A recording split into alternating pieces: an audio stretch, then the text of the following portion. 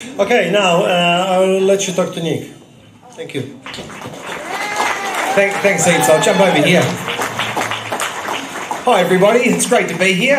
What a blessing it is to have powerful, empowered people that have a love for the truth in a room together. That's what church means. The word church literally means the gathering of a community of people that love the truth, and that's what we're doing. Okay, it's not a denomination, it's not a religion, that's not what we are. We're a group of people who have a love for the truth, and we've come together and we're inspired. And what the word inspire means, it means to have the Spirit in. So as we discuss these things and these principles and we talk about what's happened, we're putting a spirit, or we're inspiring people with an idea. And the idea is the seed, it's a spiritual seed. That seed is in our mind, the thought precedes the action, and then we go out and do. And then when we do, we inspire other people and they resonate with that. So, before I start, I just want to say, if God be with us, who can be against us? I'm a very, very Christian man, a very biblical man, so, it might not be the way you think, okay? Just eat the meat, spit out the bones if you don't agree with what I'm saying. But I'm going to do my very best to speak. I don't plan these speeches. I haven't planned anything. I'm just going to speak according to what the Spirit says within me. So how I got involved in all of this, I've been awake sort of to what's going on for years. And I actually started learning the law about 9 years ago. I started going to a group called the Community Law Research Group, and I think there's a few people in here that used to go there, and that was about maybe 7.5 years ago. And I have no interest in the law at all whatsoever. I think the law is very boring to learn. It's written in a specific way. Has anyone here tried to read legislation? Yeah. It's horrible.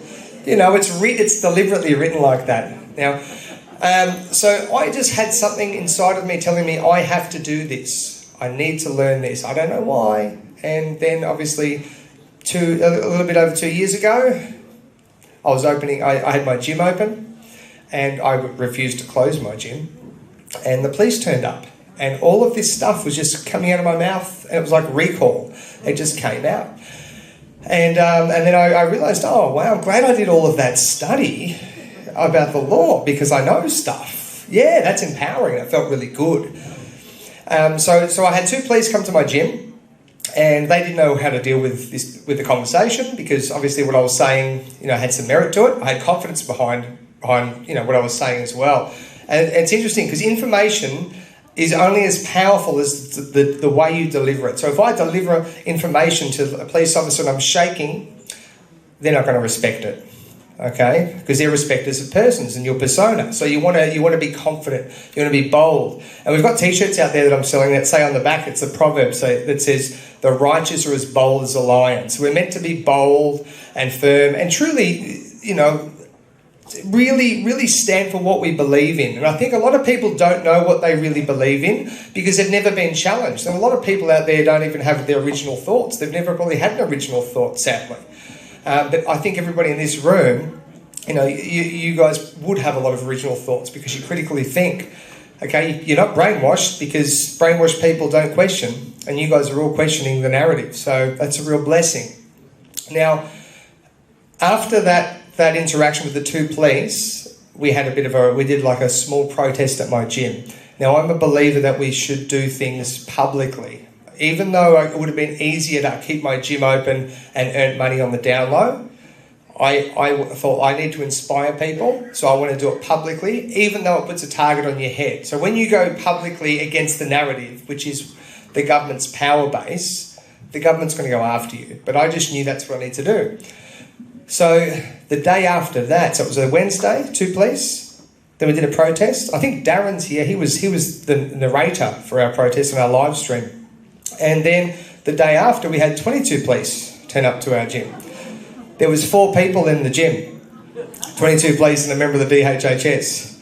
And what happened is I saw they had blocked off all the streets, all the access points into our street.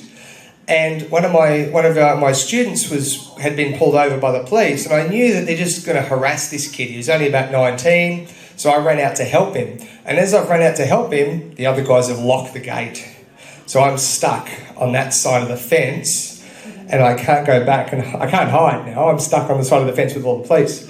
And we had this maybe 20-minute conversation in which the police ended up leaving. There was no arresting because I knew some things. I knew some things about the law that caused them to lose their confidence, and I was able to deliver it in a specific way. So then I continued to, to be public about it. We made viral videos. Those viral videos were proper viral, like millions of views, until they took my channel down, and which is what they do, because censorship's a thing, it's a real thing. Then we had 18 police cars turn up to my gym, and the police truck. There was the Channel 7. I think our friend Naomi had her window smashed on that particular occasion as well, and she was here today. Now this particular week, I had a feeling, because I was teaching people, and we had people coming in, like my friend like Darren would come in, other people would come in and teach people about the law, what their rights are, what you can do, regarding all of the COVID nonsense when they're telling you to shut your gym down or your business down, your cafe down. And I had this, so we had this planned meeting, and I had this feeling that I reckon the police are going to turn up. I reckon they're going to turn up today. What am I going to do? I could feel it inside. I just knew. So I'd done a post on Facebook saying, this is our Saturday night, this time, we're going to talk about the law, we're going to share our research. I did another post saying, look, if you haven't been cleared, I kind of lied a bit, but you can't lie to Nazis, so it's all right. So what I did is I said, look, if you haven't been cleared for our event for security reasons, just contact me directly, and I'll let you know if you can come. So anyone that I didn't really know, because I thought maybe they're talking to the police, I just said, oh, look, not this week, but maybe next week. And everybody I knew really well, I said, just don't tell anyone, but we're doing a Zoom. So we're doing this Zoom, and as we're doing the Zoom call, we're basically doing our meeting on a Zoom. I'm live streaming the cameras from my gym, and I see the police and Channel 7 turn up together at the same time, right? Because that's what they do. It's all the same. It's the same thing. We've got different names, media, police, but they're all the same. So then that happened. Then the police, obviously, they wrote up false articles and reports saying that the police had shut my gym down. The police had, that my gym had been quashed. They called me an anti-masker cult leader. Yeah. And I think that's just a stab at me because I run a ministry.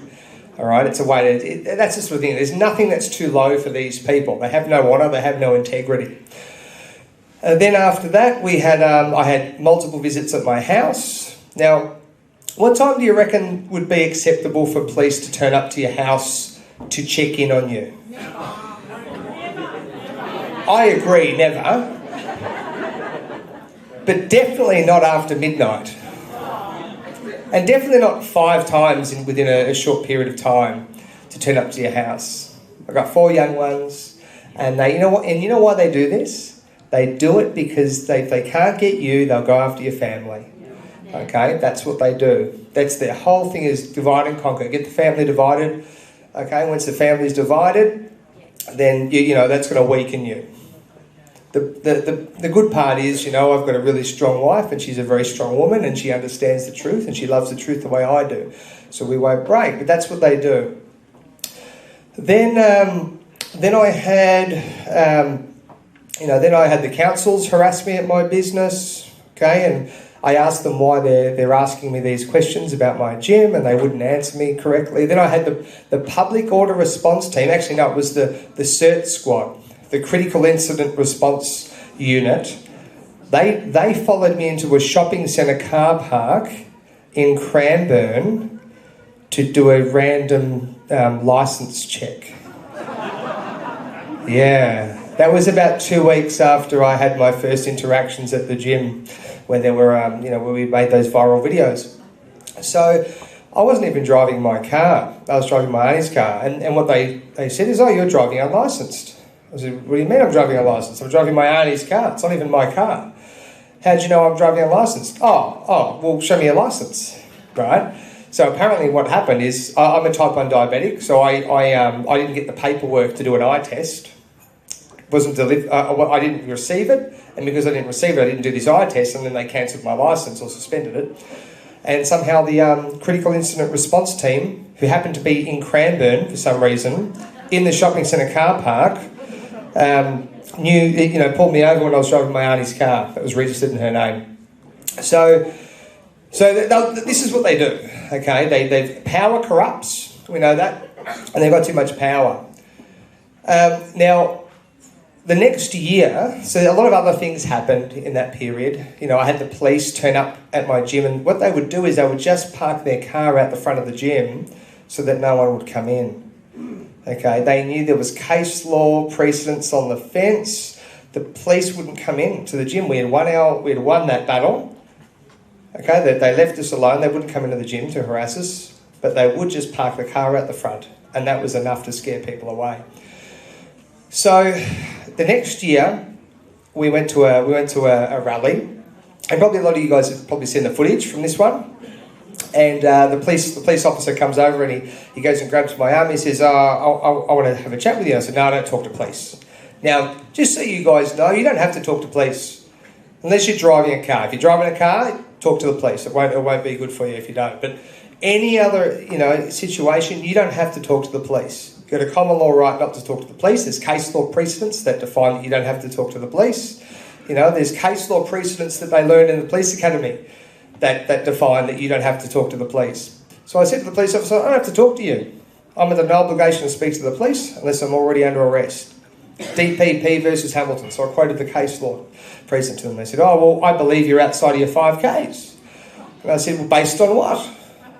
Based on what? He goes, well, no, you show me your ID. So then I quoted George versus Rocket. So this is a good one to remember. George versus Rocket. It's a High Court of Australia, 1990. It says when a statute prescribes that there must be reasonable grounds for a state of mind, including suspicion and belief, it requires the existence of facts which is sufficient to induce that state of mind in a reasonable person. I'm a reasonable person. Where's the facts that I've committed an offence? And he goes, well, no, you just got to show me your ID. No, I don't. You say you believe I've committed an offence. The High Court said for you to have belief that you've got to have some facts. Do you have any facts? Got no facts? Got no belief? I'm not going to tell you anything. Anyway, eventually the police inspector tag teams in and he goes, look, we're going to give you 5-10 minutes to leave the area. So we left. 50 metres ahead, the public order response team had blocked the footpath. So we had to walk around them and onto the road. And then they became really violent towards us, pushing us, yelling and screaming at us. And this they do to get you to react so that they can then react back and justify whatever they're going to do. So our group were pretty decent, solid people that had done a bit of, put a bit of time and application into learning the law. They knew what was going on. So they didn't react. So they weren't able to get us they couldn't agitate us.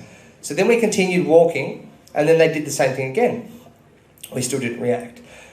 Third time lucky, they say, right? The police run up the other side of the street, darted across the road, and they just started bashing up my mate in front of everybody. What do you reckon the right thing to do is when you've seen your mate being bashed by the police?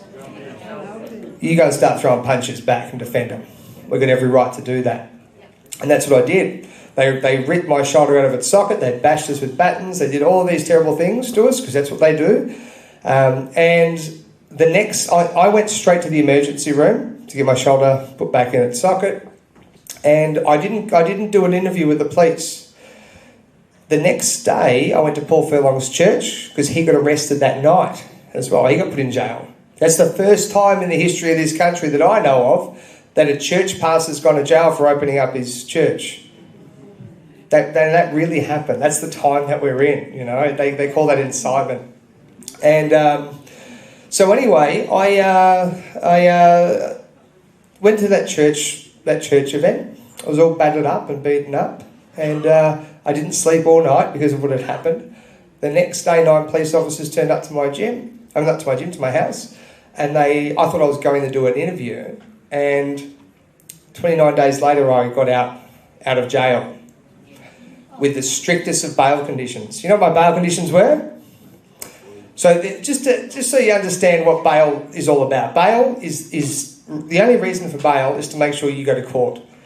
So bail conditions will reflect the alleged offences. So if you've got a family violence issue, there might be conditions where you can't be around certain family members. If it's, say, drink driving, you might have conditions where, you can't drive. My alleged offences were assaulting police, breaching trade directions, resist arrest, None of these happened, because anyone that's seen the footage knows that. It's not how it went down. But that doesn't stop police from perjuring their statements to put you in jail, because they're used to getting away with it. They get away with these things all the time because they've got the power, they know the system, and they know that if you're paying lawyers to represent you, you're going to run out of money at some point, and they're going to bankrupt you, and they're going to win. So anyway, then so my bail conditions were, listen to these, not to use social media in any form, or speak on any public forum, or not to use any website not to comment on any website or anyone else's not to comment on websites, and then it says also not, or anyone else's website. It was worded very odd. Anything in relation to the COVID pandemic, the show directions, the government, state or federal, the police, the Victoria Police, or the law, state or federal. So it was a complete gag order. So that's what they did. And this is what they do to people that are political dissidents. So what they're scared of is people like myself who know the truth and won't back down. And are not scared, because fear is not of God, right? Spirit of fear. Any decision you make coming from a place of fear is always going to be the wrong decision. Okay, it's not a empowering spirit. I've learned how to not deal with how to not allow it into my temple. I learned that from being obviously a strong Christian who also fought professionally. That's what I used to do. Going out to fight in the cage or in the ring, in front of thousands of people, you have to deal with fear. And you recognise it, but you need to learn how to not let it have control over you. So they're scared of people that are able to stand their ground confidently and that can speak the truth. And remember that our enemy's power comes from their ability to convince you of a lie.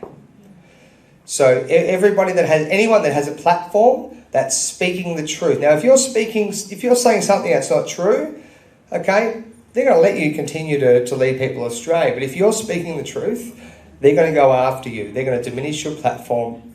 But what they're also doing is they're diminishing people's ability to recognise the truth. Now, I don't know if you guys have heard of a guy called Yuri Bezmenov. Yeah, in 1985 he did an interview with G. Edward Griffin. He's the guy that wrote The Creature from Jekyll Island.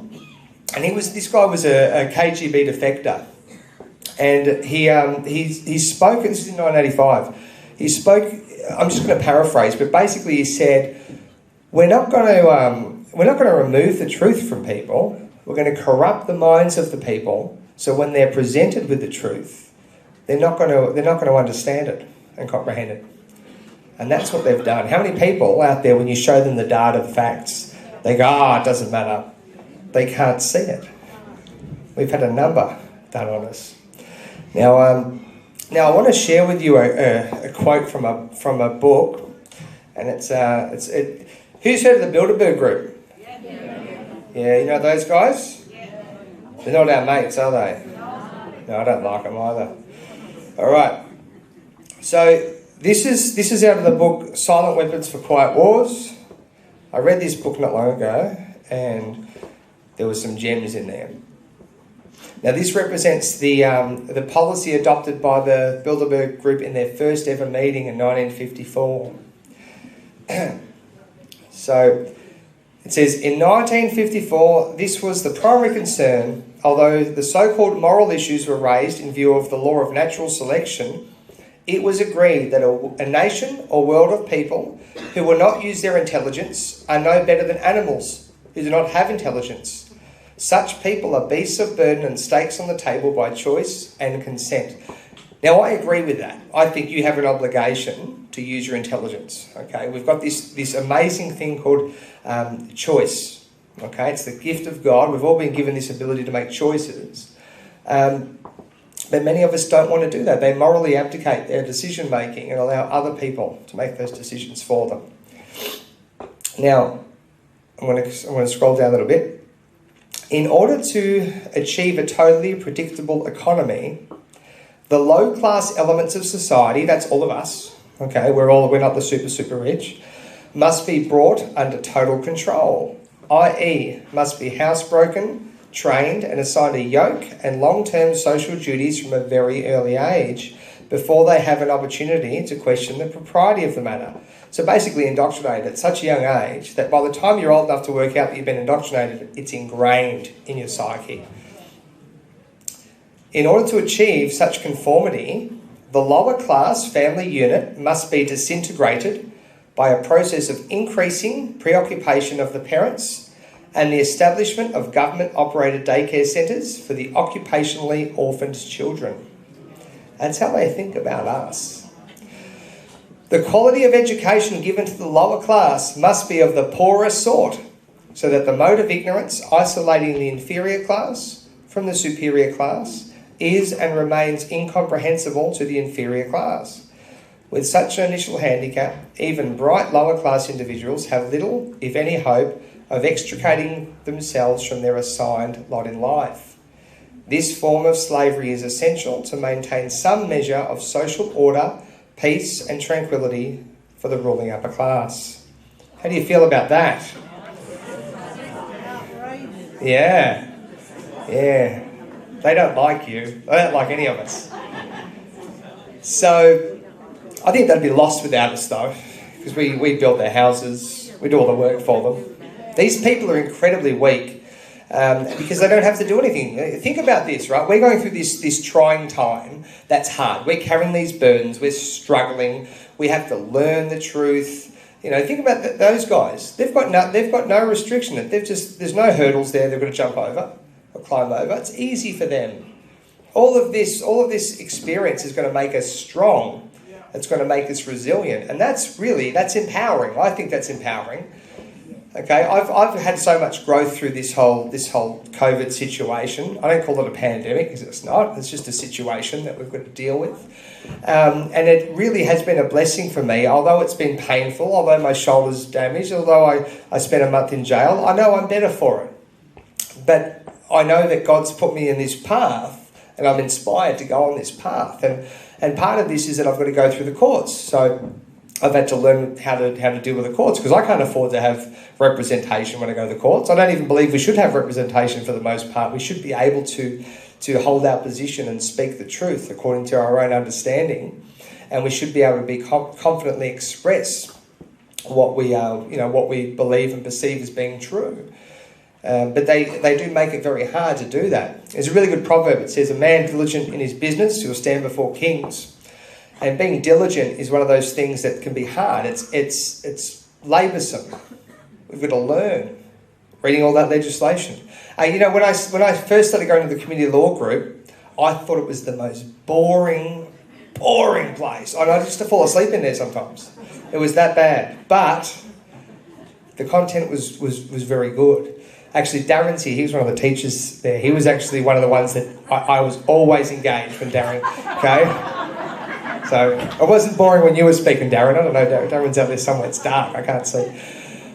So I spent a lot of time learning this stuff. And that's diligence. You've got to put the effort in. You've got to have a bit of vision to go, well, if I learn this boring stuff, I'll be able to use it later. To empower myself, to help other people. It's like, I was a fighter. If you want to be a fighter and fight in the cage or in the ring, you've got to train. If you don't do the training, you're not going to be very strong, are you? You're going to get beat up. So, if you want to be a soldier, you've got to learn how to use weapons. You've got to learn how to have a small amount of rations and be able to trek through the wilderness. You've got to learn these things so that you can be empowered with the ability to do that. And this is freedom fighting. And freedom fighting really, it's a battle of ignorance versus empowered people who are not ignorant. That's what it is, because this ruling elite, these people are not ignorant, but they're also not the ones that are committing the crimes against us. It's the ignorant people, isn't it? It's the ignorant people that go, yeah, you know what? Look, I'm gonna. It's my job. I'm going to go along with this. I'm just going to do it because if I don't, I'm not going to have a job. Like I know people I went to church with who became COVID marshals. What happened to Christianity? What happened to the Christian church? Wow.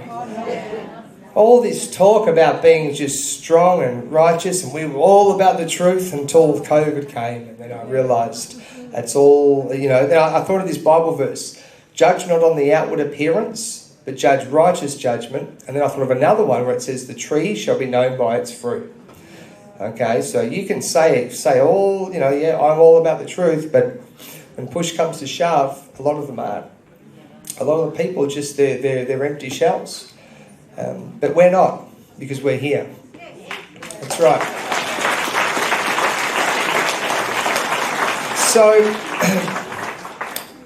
So what we're doing, so I guess I'm going to fill you in with the court case that we've got coming up. I've got a number of court cases. I had 4 in the court. I'm dealing with 3 of them myself, but there's one that I have representation for, but I've got a barrister who's a really good guy, and his specialty, 73-year-old man whose specialty is cross-examining police. That's what he's best at. Yeah. And I've got another lawyer that I'm using now he said, look, don't worry about money, Nick. If you've got some money later on, just we can deal with it later. He's a good guy. And he's not a criminal lawyer, but he understands the subject matter really well because he goes to the rallies and he knows what's happened to me. So he knows it sort of inside out. He doesn't have to learn all of that subject matter, which is actually a big cost generally when you employ a lawyer.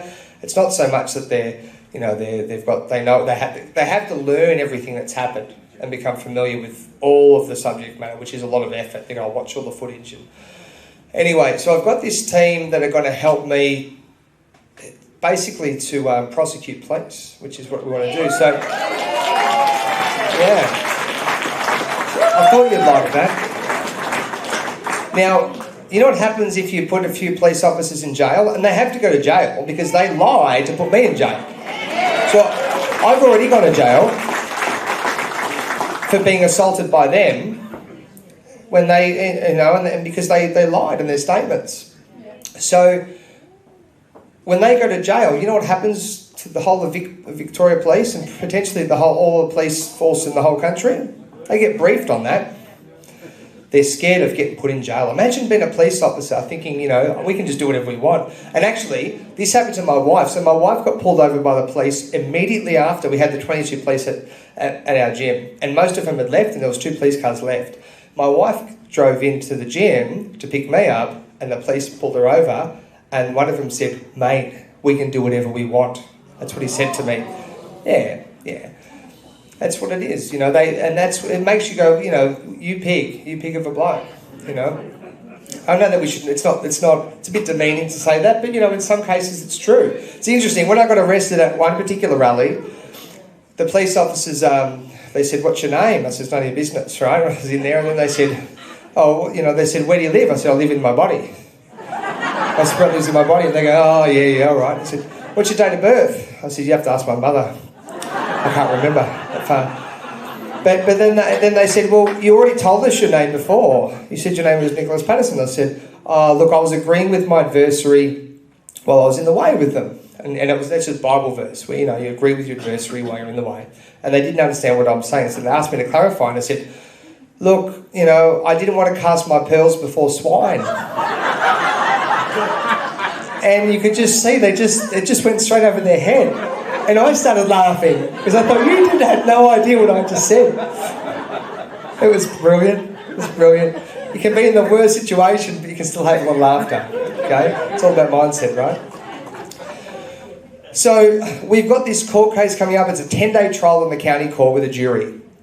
And this particular court case is... So I'm just defending myself with these charges, but it's not going to be... they can't dismiss it now because we've made a plea and the plea is not guilty on everything. So it's going to go all the way, and I think that this court case is... a donkey could win it because the footage is so black and white clear, and the all you've got to do is contrast the statements with the footage and go, so why did you admit all this whole part of the interaction? They've all lied. It's black and white clear what they've done.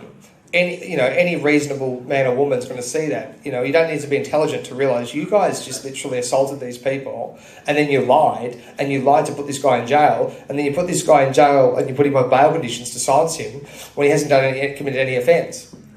So we want to maximise our ability with that information that we have. Not the information, but the evidence that we have. So we've got evidence which shows them committing the offences, and I think if we can do that really well, we can bump it up to the higher courts again and change things, because we can prove that there's systemic failure. Okay? Is there problems with the system? Yes. The system enables police to... Yeah, it is corrupt. And it always will be corrupt, I think, until, you know... What about the judicial political environment? I mean, from what I understand, Andrews owns a lot of these people. He does, yeah. I don't worry about things I can't control. I can only focus on the things that I can control. And that's one thing I learned in fighting. You know, don't worry about, you know, what's outside of your control, because then that brings doubt in. What I know is that if I continue to push really hard on what I know is correct and true, God's going to fix the rest of it. Okay? He will. So the idea is that we maximise our ability with our capacity with the evidence that we've got, so that we can change the system.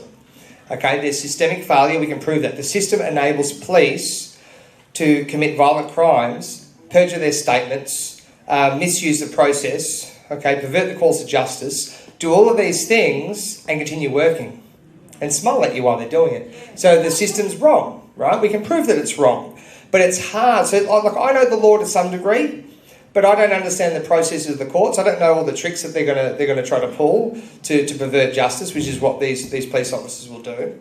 So that's why I'm engaging a lawyer and a barrister who's, you know, this is a barrister that's 73 years old. Yeah, and he told me he was 73 the other day. Yeah. He's a lawyer though. They lie a bit sometimes. and he used to be a Crown prosecutor in Victoria, so he understands how the system works. So we're going to annihilate these people. I just can't wait to be there when we're cross-examining those police officers, because we've got the truth on our side, and the truth is really powerful. We don't have to change our story. We don't have to make stuff up. And when there's so many police witnesses, they're going to crack. We're going to start finding things out. Well, he said this, and this one said that, and then they're going to break down. And that's why whenever I do not always, but generally when I do an interview or on a Zoom or a live stream, I'll usually say, you know, when people say, "Is there any final remarks?" I'll just say, "Yeah. Any police that were involved on that particular day, we're coming for you, okay?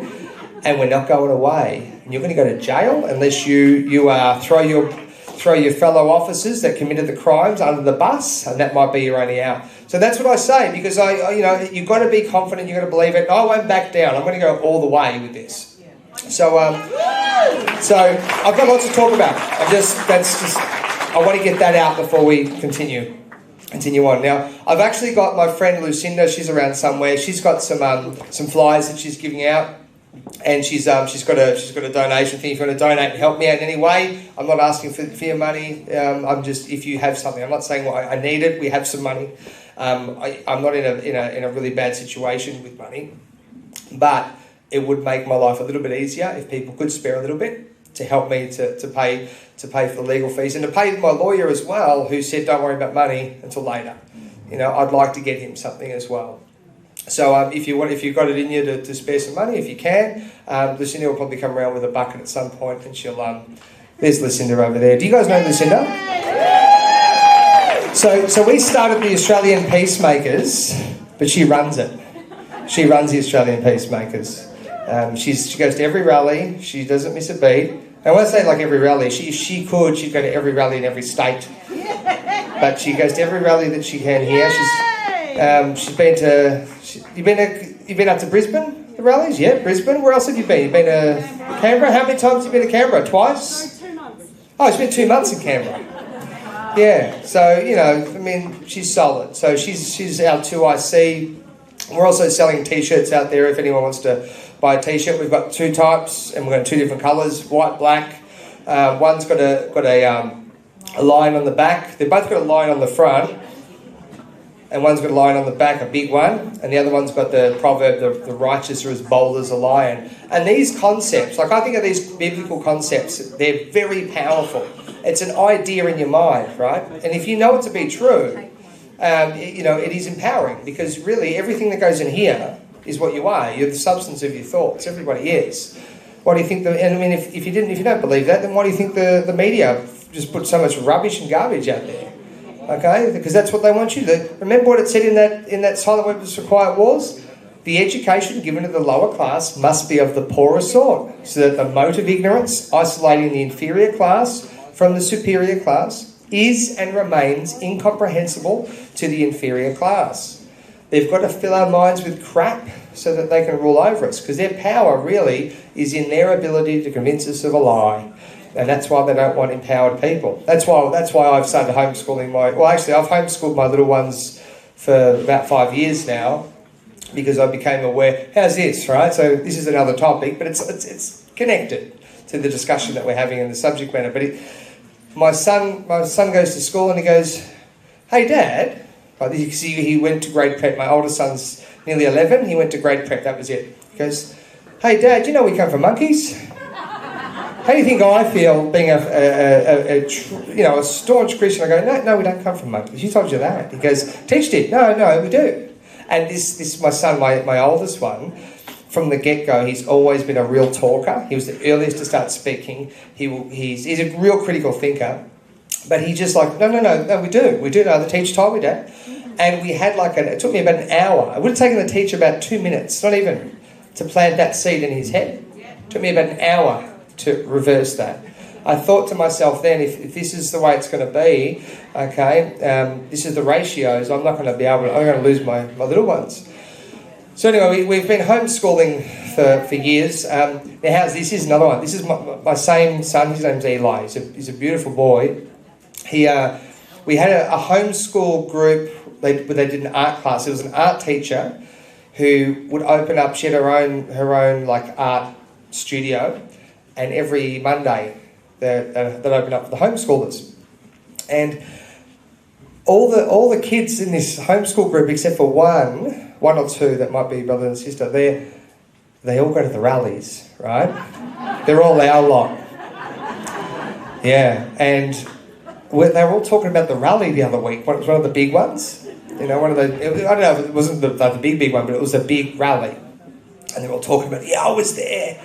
Yeah, I was there too. Yeah, I saw you there." And then the teacher comes up, she goes, "Why are you going to rallies for?" And she starts questioning them. And then they said, "Well, we don't want to get vaccinated," right? That's what my son said. And then they're like, and she goes, "No, you have to get vaccinated." And and he goes, "No, you don't. You've got human rights." He was 9. He was 9 years old at the time. Oh, it was so beautiful. And he's talking to me. He's going, "Dad, did I say the right thing?" I said, "Yes, you did, son. You are awesome. I love you." I said, "Did the other kids back you up?" He said, "Yeah, they did, Dad. They did. They were all with me, except for, he named a couple of them." He said, "They weren't really, but the other ones were." I said, "That's because you..." Yeah. And that's the importance of community, right? Could you imagine if he was in mainstream school, it'd be the other way around. Imagine how hard that would be. There's this Bible verse that says the kingdom of heaven suffereth violence, and the violent take it by force. And the kingdom of heaven, you know where that is? It's within you. Jesus says that. It says, "My kingdom's not of this world." He says the kingdom of God's within you. It's an internal state of mind, right? So you've got this spiritual place inside of you. It's a place of thought. Thought's it's the spiritual world. Okay, that's what your thinking is. And the kingdom of heaven, which is higher thoughts, suffers violence. That's why the evil people out there, or the ignorant people, and it is evil to be ignorant, they can't help but go to war with the truth, because that's how they testify of you being righteous, by attacking you and persecuting you. Amen. So, amen. So my son, anyway, I digress, right? So my son's having this discussion with the teacher, and she says. She brings up the seatbelt analogy that they use. Oh, you can't choose whether or not you have a seatbelt or not. My son says, he goes, "Yeah, but you can take the seatbelt off if you want." I love homeschooling. I'm so glad. Although sometimes I don't. It's stressful. waking up in the morning, arguing with the kids. I've got this one boy, and it's like, okay, we're doing maths today. He's just, oh, I don't want to do maths. And we have a big fight every time. Every time it's a big fight with maths. But you know what? At the end of the day, I'm going to do my best to preserve their minds, their purity, that beauty, because this world needs it. The enemy doesn't want it. Doesn't want any of you guys to think. Because you got to understand that they're all brainwashed because they don't question. That's how you know someone's brainwashed. That's the definition. People that question are not brainwashed. However, the people that are brainwashed say we're brainwashed, even though we're questioning everything. Isn't it amazing? Amazing time to be alive. So homeschooling is important. Standing up to thugs is important. Knowing who you are is important. Do we all know who we are? Yes. You know what? Who's that? So there's this really just brilliant Bible verse that really resonated with me during this whole period.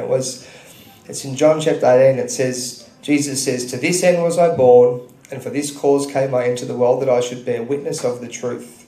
All who are of the truth hear my voice." Now, where do you hear that voice? Internally. So when you see people that are of the world, they're the ones that listen to the loud voices that are external. You know, your mainstream media, your people that are indoctrinated with the mainstream media, that are regurgitating the mainstream media, the radio, the culture. Yeah, exactly. All of that, and the people that listen to that are the people that are not with God. They're not of the truth. But then you've got the people who, even though they've got all this multitude of voices on the outset, screaming at them to do X, Y, and Z, everything pressuring them, there's something inside of them that they can't see, smell, taste, touch, even feel, that's telling them not to do it. That's faith. Faith is the substance or understanding of things hoped for and not seen. The unseen things are the spiritual things. We can't see them. They're outside of our 5 physical sense reality. There's the people that have an ability to resonate with that. They have a sensitivity to that. It's almost like a sixth sense. So there's the people that have faith, and there's the people that don't. The people with faith are the people who are not of this world. Jesus said, "My kingdom's not of this world," and he said the kingdom of God's within. So we have something inside of us that is outside of this world.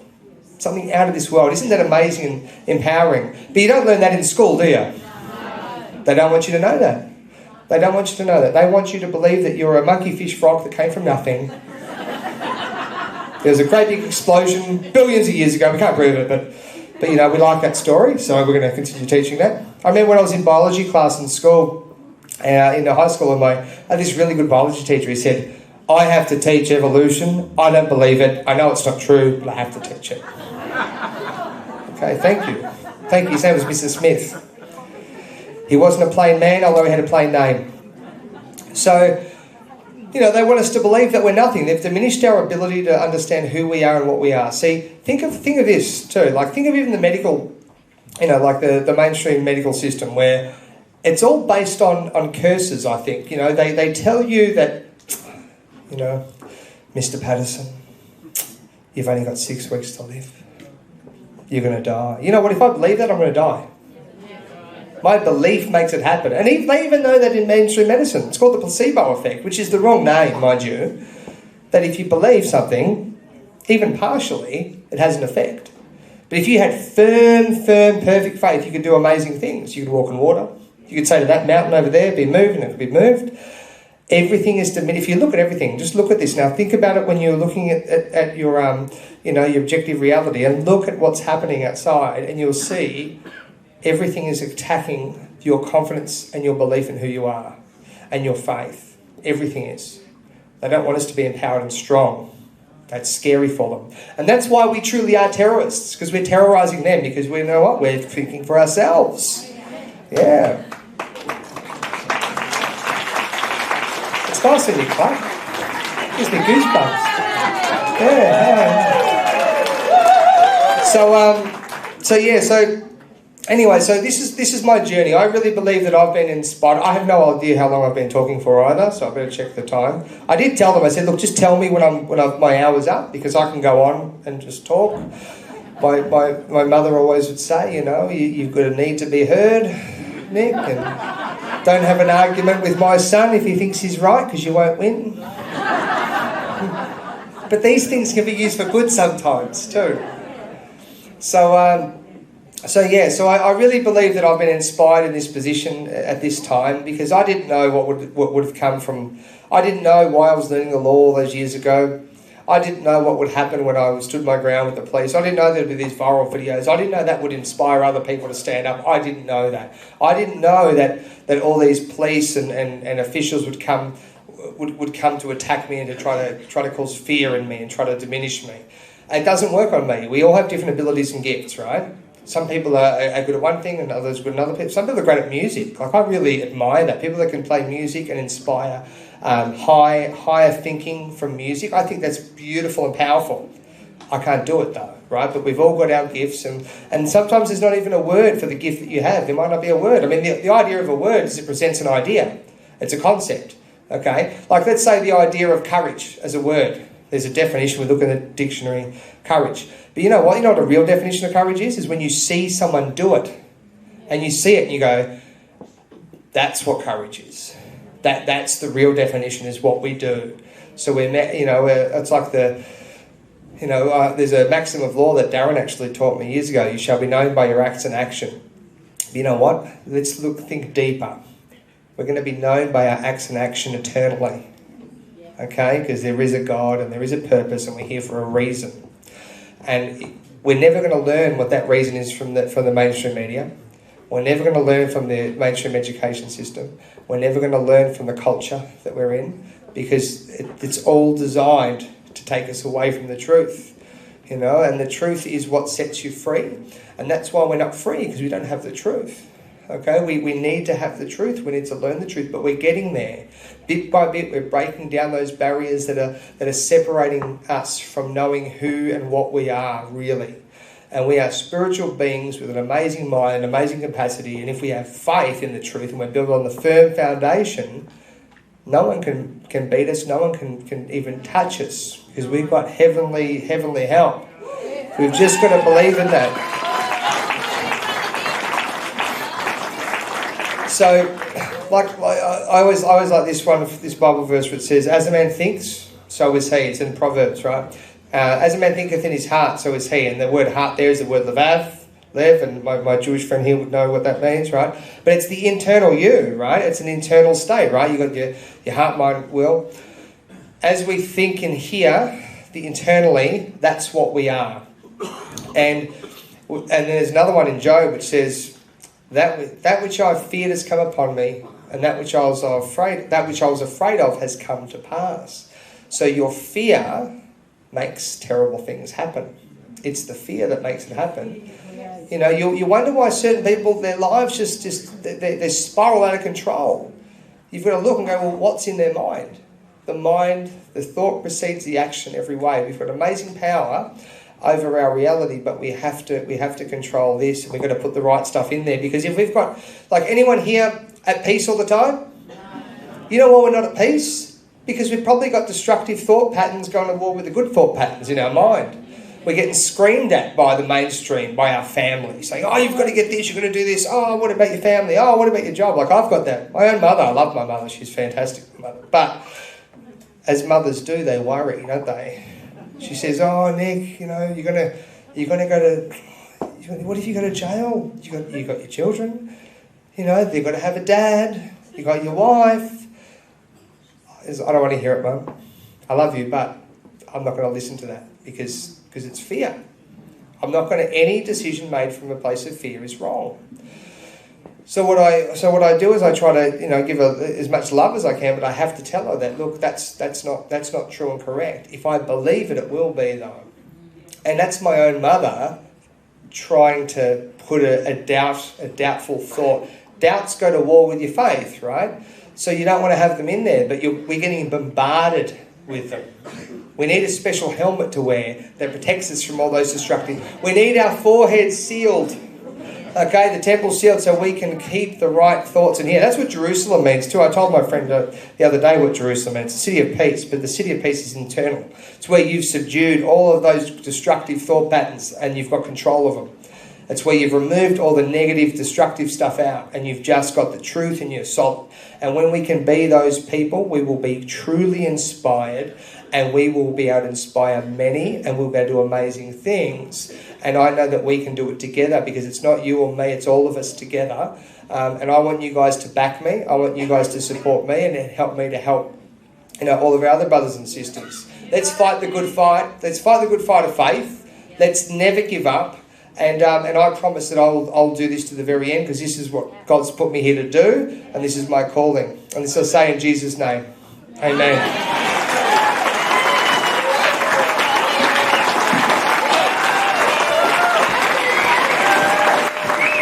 Oh yeah, that's right. Sorry, I missed one thing. I think I've gone about an hour because I checked. If you want to follow me on Telegram, we've set up a Telegram channel for our court case. Was that an hour? It wasn't. I've got how many minutes? I've got a few minutes. Okay, I've got 3 minutes. I checked. I thought I'd gone over. Yeah. Anyway, So Telegram. It's t.me/fightcorruptpolice.com. No. Hang on. Fight Corrupt Police. Oh, that's right. Fight Corrupt Police. t.me/fightcorruptpolice. And then if you want to support me in any way, fightcorruptpolice.com or www.fightcorruptpolice.com. Also, on the 14th of November, we're going to be at the county court. And I would love it if people could be out the front of that county court. Because if we annihilate these police, you know what happens? That's a ripple effect. All of the police get briefed. They're going to have to change their ways because I'm happy to use whatever resources we get out of that court case to create an organisation called Fight Corrupt Police and show other people this is how we prosecute police and this is how you make them accountable. This is the process because we've done it. So I need your help. I want you guys to back me on this and God bless and thank you and I've got a lot of love for you guys and I know that you got a lot of love for me because I had so many hugs when I was out the front there. Everyone was coming up and giving me hugs. So God bless you guys. Thank you.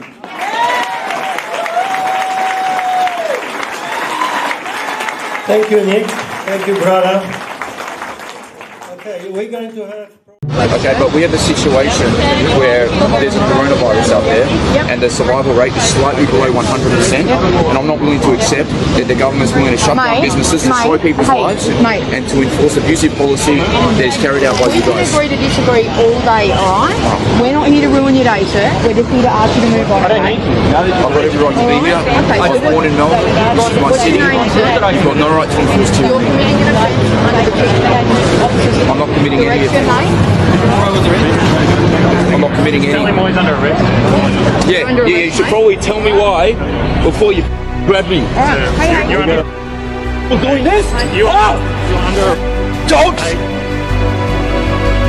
Dogs! Tyranny enforcing! hold him. Hey, you feel proud of yourselves? Huh? Alright, step back. Stay still, sir. What's the survival rate of COVID? Answer me that. Where's COVID caused excess mortality? They're destroying people's lives for this? A pregnant woman has been charged with incitement after police raided her Ballarat home. The 28-year-old live-streamed her arrest on Facebook after allegedly encouraging friends to attend a lockdown protest. At 3 o'clock this afternoon, 4 detectives storm into a home. Now, you're under arrest in relation to incitement. Incitement? A young mother, still in her pyjamas, is cuffed. What on earth? Excuse me, what on earth? Slapped with a search warrant in front of her partner and young children. What's this? Ultrasound in an hour? Yeah, she's pregnant. But Ballarat detectives were determined to question Zoe Bueller after the 28-year-old allegedly created this Freedom Day Facebook event, asking her friends to remember the 5th of September. I wasn't breaking any laws by doing You that. you are breaking law. That's why I'm arresting you in relation to How can you arrest her? In front of my 2 children. The former cleaner blogger turned candle maker has posted that COVID is a hoax, and police allege she was behind an anti-lockdown demonstration similar to those planned in major cities across the world this Saturday. Any device in this house we're taking. This is ridiculous. You're not taking my phone. I'm not taking any device. That's my phone. It's nothing to do with her. It's my phone. Get off of me! Grabbed around the neck by police, a woman who wasn't wearing a mask. Choking me! The forceful manoeuvre during a scuffle yesterday in Collingwood as her boyfriend watched. There's a man on a girl and you choked her. For what? For a mask? For not having a mask? Here's a man in Melbourne this Sunday who made the mistake of walking a block from his house. He lives a block away. Yeah, but he has no what do you mean? He has no reason to be here. He doesn't have a valid reason to be out today. He wasn't wearing a face mask. Hold on, he has a face mask in his pocket. He was just smoking a cigarette. He just came to get lunch with me. And the reason I didn't have a mask on was because I was having a cigarette. I've got 2 masks in my pocket. Like, what else do you want me to do? Thank you to all South Australians for playing your part to stop the spread. Please stop the spread. We all need to keep playing our part to get on top of this. Staying home, wearing a mask and getting tested with symptoms. The next couple of weeks are crucial for us here in our fight against COVID-19. Masks protect you, your family and the community. Masks should be worn at the following places: shopping centres, supermarkets and any other place where you're in close contact with people you don't know. Wearing a mask is a small thing we can all do to help stop the spread. Please stay calm and keep playing your part. Do you have any communication circling around between people about the planned any protests coming up? But, Put that down. Produce some identification. yeah, I'm happy to. Move your car! Put that down. Move your car! Put that down. And the government has fired rubber bullets and tear gas at anti-lockdown protesters, including children.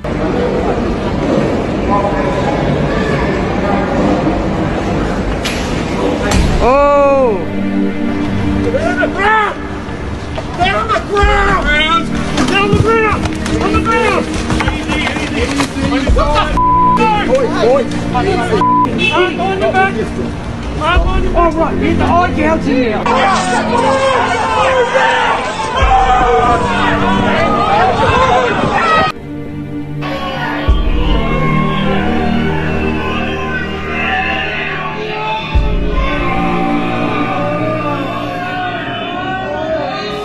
First of all, from 6 p.m. tonight, I am declaring a state of disaster across Victoria. This will be in addition to the state of emergency that has operated throughout.